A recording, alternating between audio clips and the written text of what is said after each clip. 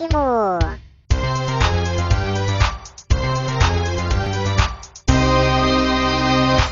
Fala pessoal, tudo bem? Estamos começando agora aqui um sistema diferente, estamos fazendo um teste, vamos fazer dessa vez em vídeo.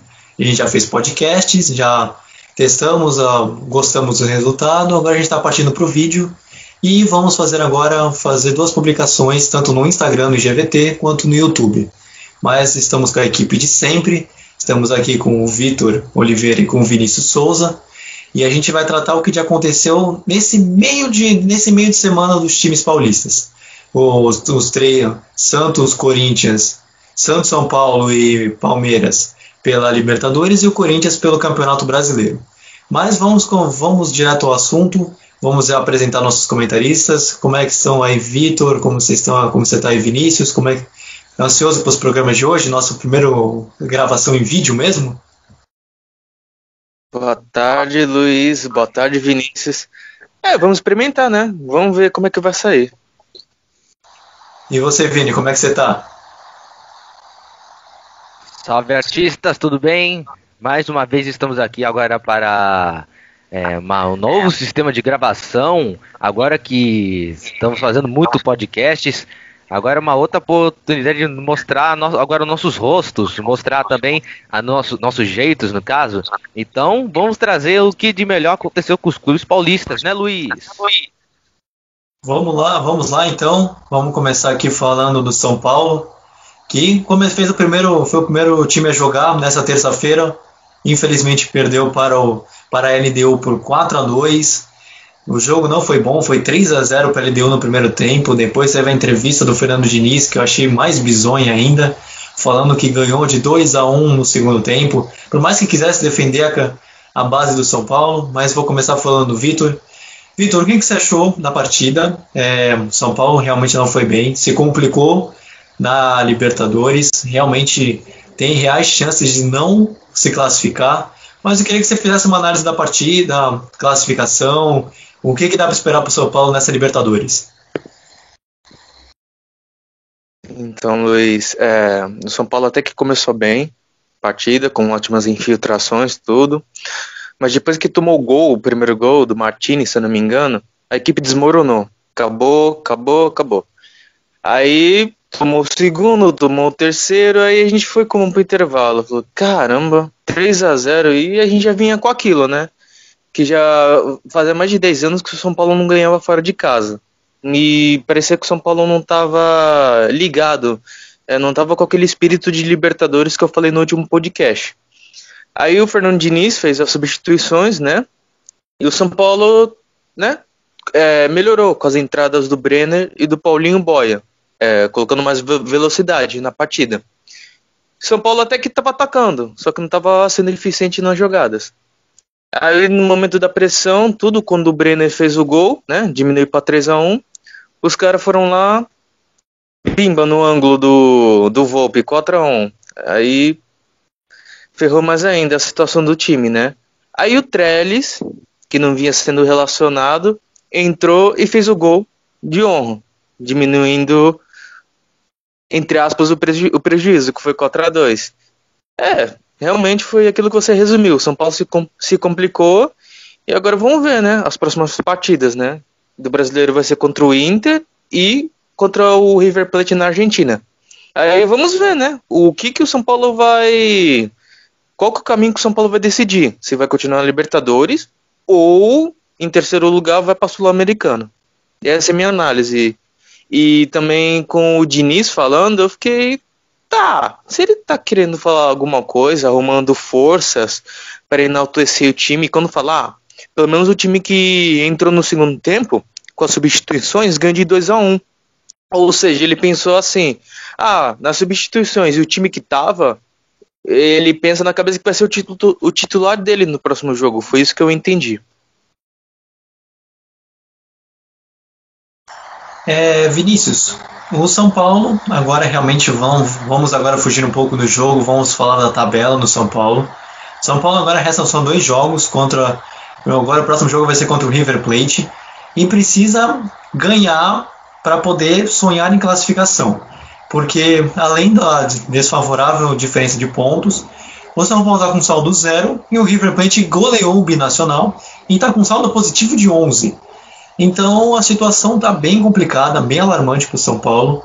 Então o que o Fernando Diniz, o que os jogadores, como é que o São Paulo pode ganhar agora na Argentina do River Plate para ter chance de se classificar? Era uma tarefa complicada, viu, Luiz? Porque River Plate ganhou do Binacional 2 vezes.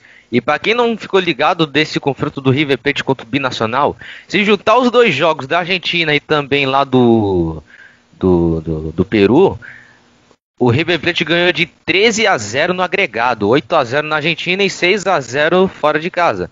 E agora o São Paulo, que infelizmente perdeu pro Binacional logo na primeira rodada, fez os 2 únicos gols do clube durante a campanha inteira da Libertadores. E agora o São Paulo, que está nesse jejum de 10 anos sem ganhar fora de casa, aí tem uma tarefa extremamente complicada contra a melhor equipe digamos assim, dessa década de 2010 para 2020, está sendo uma das melhores equipes. Ganhou Libertadores em 2015, ganhou em 2018 também, pegou o Flamengo ano passado, mas perdeu. Mas é uma equipe bem montada, é uma equipe também traiçoeira. Olha, o River Plate é um time que é difícil de ser batido no Monumental de Nunes. Mas os São Paulinos tem que ficar tranquilos, porque quando o São Paulo ganhou o título em 2005, o São Paulo ganhou de 3-2 lá na Argentina, em uma das semifinais, se não me falha a memória daquela campanha. Então, pro São Paulino, tem que pensar tem que ser mais otimista. Assim, pô, a gente vai pegar o River Plate. A gente fez uma péssima partida no Morumbi. Mas do que custa, ganhar na casa deles? Ia ser muito bom ainda. Ainda mais se falar de confronto entre Brasil e Argentina. Vitor, para a gente fechar o assunto do São Paulo, vamos fazer um comentário aqui. O São Paulo agora vai enfrentar o Internacional, que foi o líder, pelo menos por muitas rodadas do Campeonato Brasileiro, fora de casa, e já teve os resultados negativos pela Libertadores. Teve o empate e derrota. Agora o time volta a virar a chavinha, utilizando a expressão do futebol, para ir jogar pelo Campeonato Brasileiro. Qual você acha que pode ser o resultado que pode ter essa partida? Porque o time não venceu na Libertadores, se complicou no grupo e vai enfrentar um time que é o segundo colocado, e se o São Paulo vencer, pode passar o próprio Internacional com uma rodada a menos. O quanto isso pesa para o elenco e se esses resultados negativos podem atrapalhar para esse jogo do Campeonato Brasileiro contra o Inter? Luiz, a gente não sabe muito bem como vai ser o time de São Paulo contra o Inter, né? Porque eu acho que o Fernando Diniz vai mudar a equipe, né, para enfrentar, de olho já no River Plate. Mas independente de o que for o resultado contra o Internacional, se for vitória, vai animar a equipe, né, para enfrentar o River. Eles vão se sentir confiantes, como você disse, vão ultrapassar eles na tabela, né? E se perder ou empatar contra o Inter, eles não vão ficar tão confiantes. Eles vão ficar tipo, caramba, velho, vão para a Argentina pressionados. Então, basicamente, esse jogo vai definir bastante do que vai ser o São Paulo daqui para frente. Que a melhor opção, por enquanto, não é trocar o de técnico. Já estamos quase no final do ano. Eu já disse em outros programas que vai ter eleições. Então, se eles tomarem se precipitarem agora, eu não sei como é que vai ser daqui para frente. Então vamos agora já passar para o Palmeiras agora. A gente acredito que o Palmeiras vai ser um dos assuntos mais longos desse programa por toda essa situação de Covid, por causa do Flamengo. Mas antes de a gente falar do Flamengo, vou perguntar para o Vinícius o que ele achou da partida de Palmeiras e Guarani do Paraguai, que foi 0-0, e que o time do Luxemburgo perdeu 100% de aproveitamento, apesar de ainda estar invicto no grupo da Libertadores. Vini, qual foi a análise que você faz da partida? Foi um jogo bastante morno, para falar a verdade. ambas as equipes tentaram criar, se movimentaram. Teve aquele polêmico toque de mão do Felipe Melo em um dos lances, que todo mundo tá comentando, todo mundo falando que foi pênalti, que aquilo não foi pênalti pro Guarani. E olha, mas foi um jogo que teve poucos melhores momentos, mas foi um jogo até de tirar. Não é que. Esqueci do que eu ia falar agora. Não é tirar o sono, e sim deixar a gente com sono.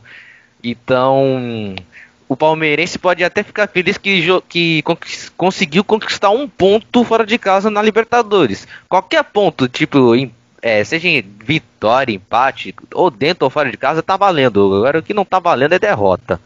Agora, por causa do Palmeiras, que é a equipe que tá mais empatando no Brasileirão e também tá empatando desde quando voltou da volta do futebol, aí nessa semana vai sobrar muito pro Luxemburgo, que tá sofrendo críticas exageradas.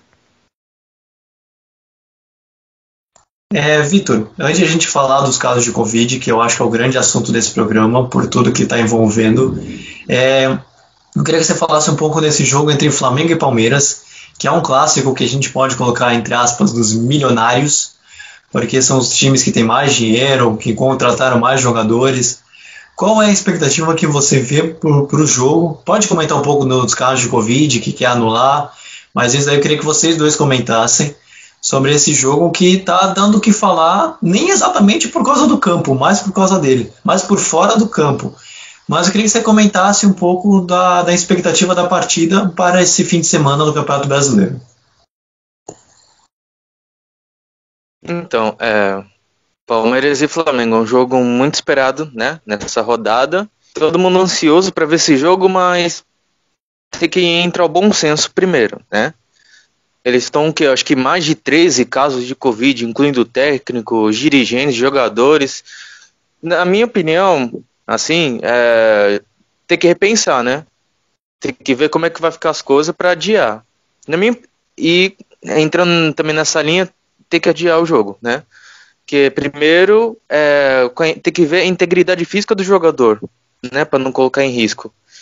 E tá tendo essas brigas de protocolo, que da CBF é frágil, da Conmebol é frágil, tá muito debate, né? Isso.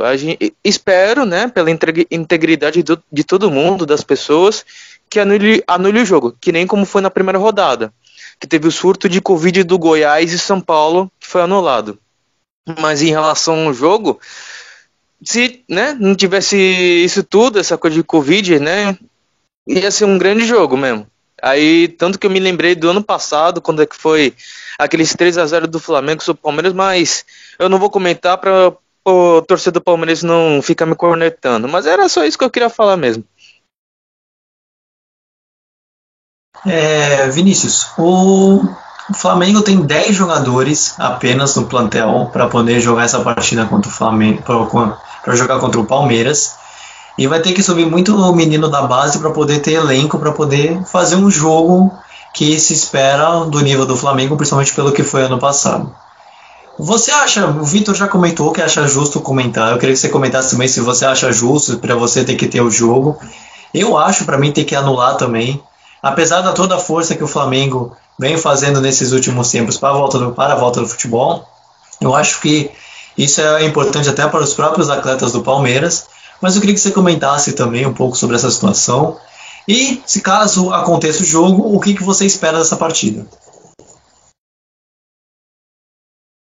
Olha, na minha opinião, eu também acho que esse jogo também deveria ser anulado. Mas como ainda mantiveram o jogo ainda, então 10 jogadores, sendo incluído 3 goleiros, aí, meu amigo, vai ficar difícil pro lado do Flamengo, que tentou acionar a CBF, tentou acionar o STJD para anular o jogo, né? Porque tá sem os seus principais titulares, tá sem Rodrigo Caio, Diego Alves, Arrascaeta, se não me engano, Bruno Henrique, Vitinho, alguns dos principais jogadores, se não me engano, até o Ilharão pegou o Diego. São um dos principais jogadores do Flamengo, cedo no ano passado e nesse ano também. Agora, pro lado do torcedor mais otimista do Palmeiras, Tipo, só de olhar desse caso, eles devem estar pensando assim, deve ser um jogo mais tranquilo do que água no poço. Porque, usando só apenas os reservas e sem os titulares, vai ser moleza pro Palmeiras jogar, mas não é nada disso.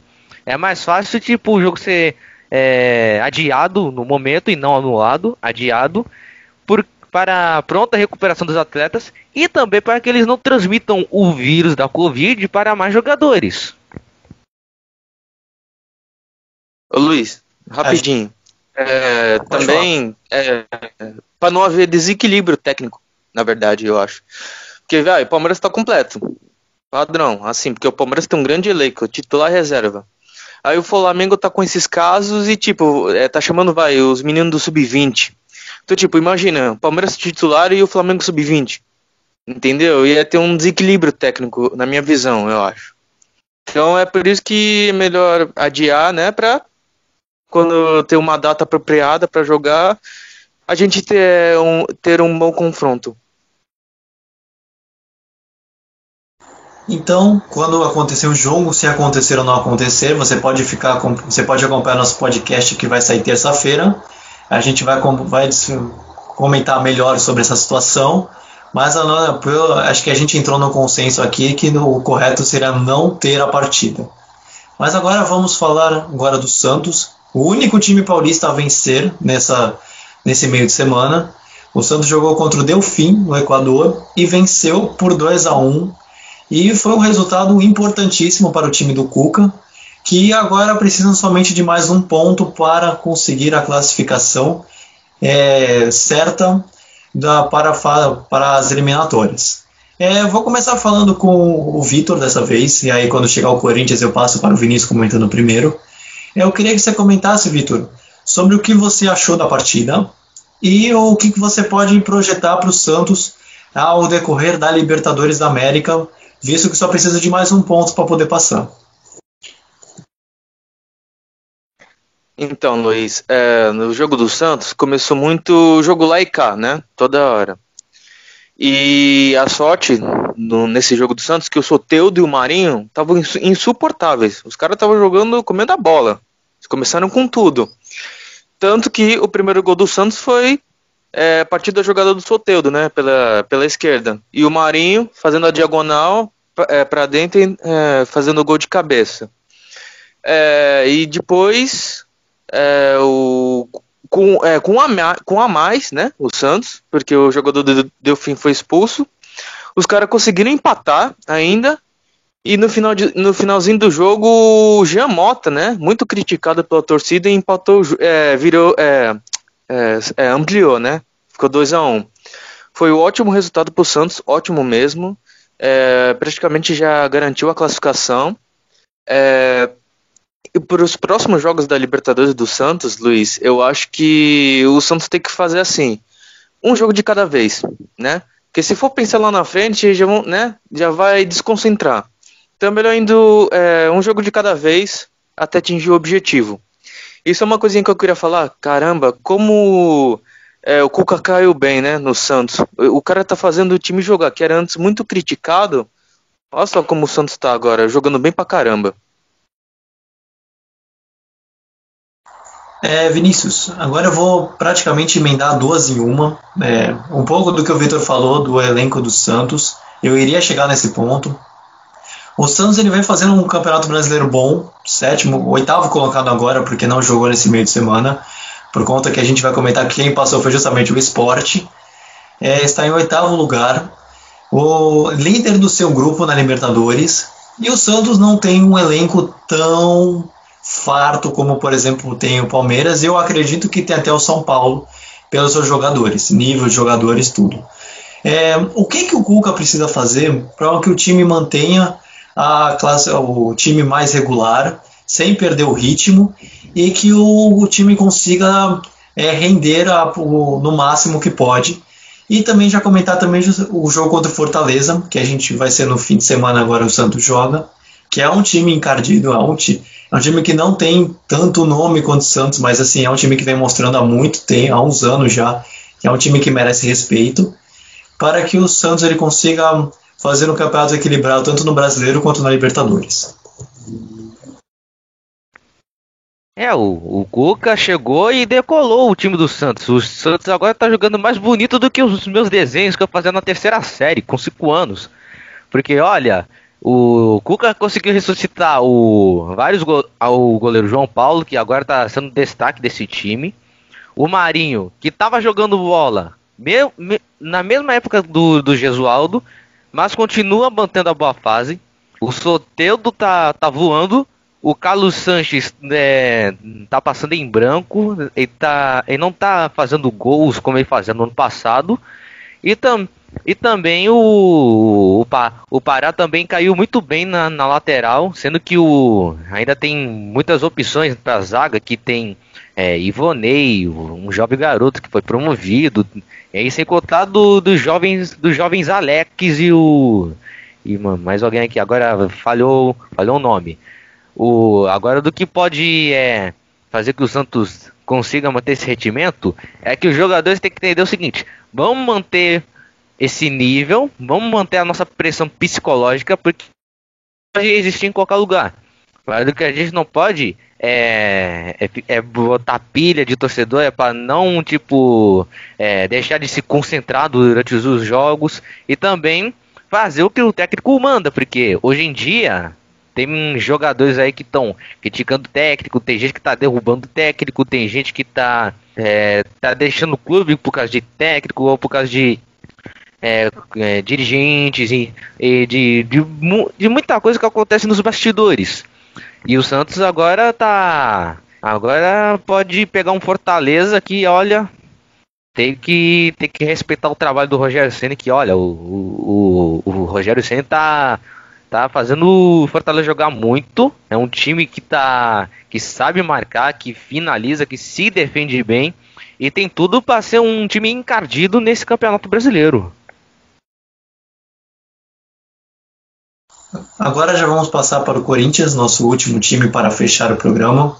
Vou chamar agora o Vinícius, quero que ele comente. Essa daí eu vou passar para ele. Bom, dessa vez eu vou fazer troca, vou passar primeiro para o Vinícius. Queria que ele comentasse esse jogo de meio de semana do Sport, que ganhou do Corinthians. E um jogo que eu considero como um pouco surpreendente, porque o Corinthians ele não tem um time tão farto, mais ou menos do nível do Santos, mas é incrível como o Corinthians ele não consegue ter uma sequência. De novo perdeu, quando acharam que ia contra o Bahia, que tinha ganho, ia ser a solução para o time com o Otero e o Coelho, foi lá para ele no retiro e perdeu o jogo, e agora o Corinthians se encontra em mais pressão do que se já até tinha antes. Mas Vini, eu queria que você fizesse a sua análise para o jogo. A música que define o momento do Corinthians de oscilação é a Ave Maria, porque olha, esse time tá, de um dia joga bem, do outro já joga mal, aí é só por santo mesmo, porque olha, no jogo contra o Sport eu havia dito no último programa que o jogo ia ser truncado, mas ia ser um jogo favorável pro Corinthians. Não é que eu tinha falado que o Corinthians poderia ganhar, mas é um jogo que poderia ser o momento em que o Corinthians poderia engatar a segunda vitória. Mas também pegou um Sport que já vinha de mais vitórias antes, né? Com o Jair Ventura, que havia derrotado o Grêmio, Fluminense. Pode ter empatado com o Palmeiras, mas jogou pra caramba. Mas, meu amigo, no jogo contra o Corinthians, o jogo teve muitas chances para cada um. O Everaldo mandou uma bola na trave. Lucas Mugni tentou, mas o Cássio defendeu. E esse jogo também marcou a estreia de Thiago Neves. Isso mesmo, torcedor. Thiago Neves foi pro Sport depois de passar pro Cruzeiro, depois de passar pelo Grêmio, rescindiu o contrato, foi pro Sport e fez a sua estreia logo com a camisa do Corinthians. Ele prometeu fazer um golzinho pro filho dele que tava fazendo o aniversário naquele dia. E quem fez o gol? Não foi ele. Foi o zagueiro artilheiro Iago Maidana, que fez um gol de pênalti polêmico, onde o Everaldo tocou a mão na bola e o juiz, com a ajuda do VAR, marcou o pênalti. No segundo tempo, quando a gente pensou que o Corinthians ia melhorar, estava melhorando, mas o Corinthians, nesse segundo tempo, reclamou da arbitragem, porque se no lance do Everaldo, o Everaldo estava com o braço aberto, os corintianos têm que reclamar muito, porque foi no mesmo lance, O cara também tava com o braço aberto e o juiz decidiu não marcou nada. Decidiu não marcar. Com a consulta do VAR, também não deu em nada. O Corinthians pouco finalizou, não conseguiu furar o bloqueio da defesa do Sport, mas só foi chegar com um chute do Lauantel que só foi perto dos acréscimos. Ou seja, nesse jogo o Corinthians pouco criou. De ataque tava bom, mas esse não tava nos melhores dias. Mas o Corinthians tem muito a reclamar da arbitragem por causa desse lance que está sendo muito comentado ultimamente. Ou seja, vários lances, dois lances, só que com interpretações diferentes.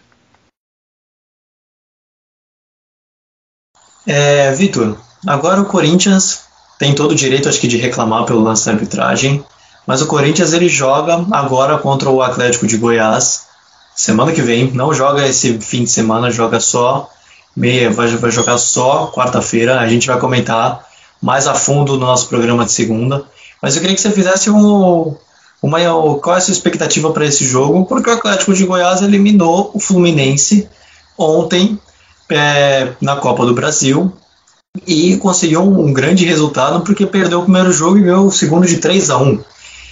O que você espera para essa partida? Acho que vai ser um jogo tão difícil quanto, por exemplo, do Santos pelo Brasileirão. Mas eu queria que você comentasse o que você espera para a partida. Luiz, a próxima partida do Corinthians vai ser um desafio, porque o Atlético Goianiense está vindo numa sequência muito boa.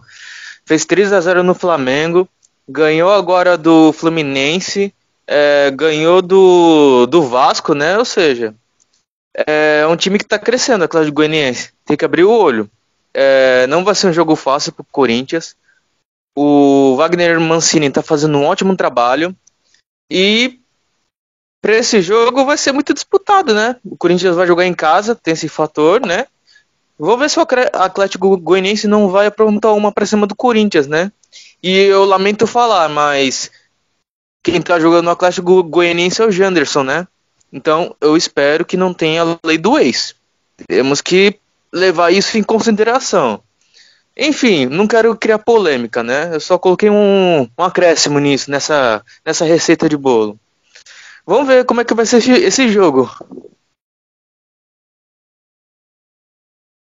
Bem, alguém tem algum comentário? Algum comentário final, alguma coisa? A gente já está chegando no fim do programa. Pode falar, Vinícius. Desse jogo aí contra o Atlético, o Corinthians tem que abrir o olho, tá jogando em casa, e tem que jogar um futebol bonito, que tem que deixar o torcedor que nem burro que comeu urtiga. Então a tendência é que o jogo seja num placar de 2-1, 3-2, pode ser um jogo sofrido. Mas no caso do Janderson, que o Vitor falou, é bem provável que o Janderson não jogue, porque o Corinthians está emprestando os jogadores com aquela condição contratual. Tipo, se um jogador pertence ao Corinthians, ele não pode jogar contra o ex-clube. Muito bem lembrado, muito bem lembrado.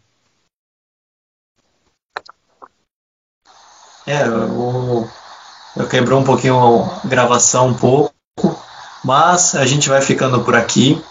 Agradeço ao Vitor, agradeço ao Vinícius pelos comentários. Espero que você goste, você que está nos vendo nesse caso, nos vendo e nos ouvindo, tanto pelo Instagram que a gente vai colocar, quanto pelo YouTube. A gente volta terça-feira, a nossa gravação é segunda, quase que eu falo segunda-feira. E a gente vai ficando por aqui. Acompanhe nosso Instagram, nosso Anti-Horas, nossas mais diversas redes sociais e plataformas de podcast. A gente vai ficando por aqui. E obrigado a todos e até terça-feira. Valeu, pessoal. Tchau, tchau. Vem acréscimo!